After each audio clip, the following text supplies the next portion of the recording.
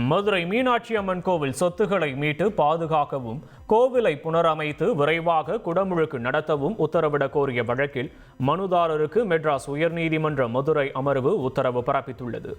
சேலம் மாவட்டத்தைச் சேர்ந்த ராதாகிருஷ்ணன் என்பவர் தாக்கல் செய்த பொதுநல வழக்கு நீதிபதிகள் அனிதா சுமன், குமரப்பன் அமர்வில் விசாரணைக்கு வந்தது. அப்போது கோவில் நிர்வாகம் சார்பில் சொத்து விவரங்கள் தாக்கல் செய்யப்பட்டன.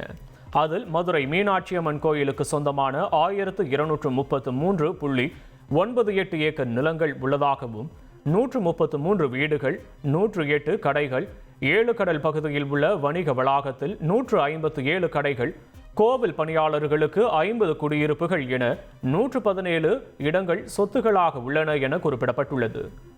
இதையடுத்து மனுதாரர் தரப்பில் இதேபோல் வருவாய்த்துறையினரையும் அறிக்கை தாக்கல் செய்ய உத்தரவிட வேண்டும் என்றும், மேலும் பல ஆவணங்களை கோவில் அலுவலகத்தில் நேரில் சென்று ஆய்வு செய்ய அனுமதிக்க வேண்டும் என முறையிடப்பட்டது. இதனை ஏற்ற நீதிபதிகள் கோயில் நிர்வாகம் தாக்கல் செய்த சொத்து விவர அறிக்கையை படித்து பார்த்த பிறகு ஏதேனும் சந்தேகம் இருந்தால் மனுவாக தாக்கல் செய்யலாம் என தெரிவித்தனர். மேலும் வரும் வெள்ளிக்கிழமை மனுதாரர் கோவில் அலுவலகத்திற்கு சென்று ஆவணங்களை பார்வையிடலாம் என கூறி மனுவை ஒத்திவைத்தனர். பாதசாரிகளின் பாதுகாப்பை உறுதி செய்ய 6 மாதங்களுக்குள் மோட்டார் வாகன சட்டத்தின் கீழ் விதிகளை உருவாக்க வேண்டும் என மாநிலங்களுக்கும் யூனியன் பிரதேசங்களுக்கும் உச்சநீதிமன்றம் கெடு விதித்துள்ளது. மேலும் தலைக்கவசம் அணிவதை உறுதி செய்ய வேண்டும், குறிப்பிட்ட பாதையில் வாகனங்கள் ஓட்டுவதை உறுதி செய்ய வேண்டும் எனவும் தெரிவித்துள்ளது. அத்துடன் விளக்குகளில் அதிகப்படியான ஒளியை தரும் பல்புகளை பயன்படுத்துவதை முறைப்படுத்த வேண்டும் என்றும் உத்தரவிட்டுள்ளது. தங்களின் சொந்த விருப்பத்தினால் மாயமானவர்களை கண்டுபிடிக்க ஆட்கொணர்வு மனு தாக்கல் செய்து நீதிமன்றத்தின் அசாதாரண அதிகார வரம்பை பயன்படுத்த வேண்டிய அவசியம் இல்லை என்பது தெளிவாகிறது என சென்னை உயர்நீதிமன்ற மதுரை அமர்வு அறிவித்துள்ளது.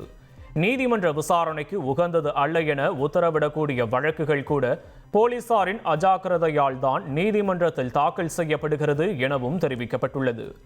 மதுரையைச் சேர்ந்த பெண் ஒருவர் தனது மாயமான கணவரை மீட்க போலீசாருக்கு உத்தரவிட வேண்டும் என ஆட்கொணர்வு மனுவை தாக்கல் செய்துள்ளார்.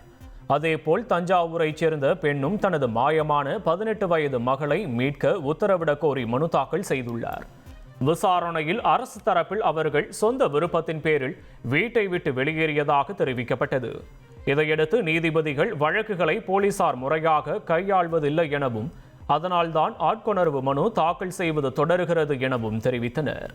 1,23,00,000 மனங்களை வென்ற தந்தி டிவி யூடியூப் சேனல். தவிர்க்க முடியாத தம்ப்நெயில்ஸ், கலக்கலான கான்டென்ட்ஸ். நீங்களும் இந்த குடும்பத்தில் இணைய இப்பவே சப்ஸ்கிரைப் பண்ணுங்க. அசுரபலம் கொண்ட எங்கள் டிஜிட்டல் கரங்களில் உங்கள் விளம்பரங்களை சேர்க்க வாட்ஸ்அப் பண்ணுங்க. 8939888838.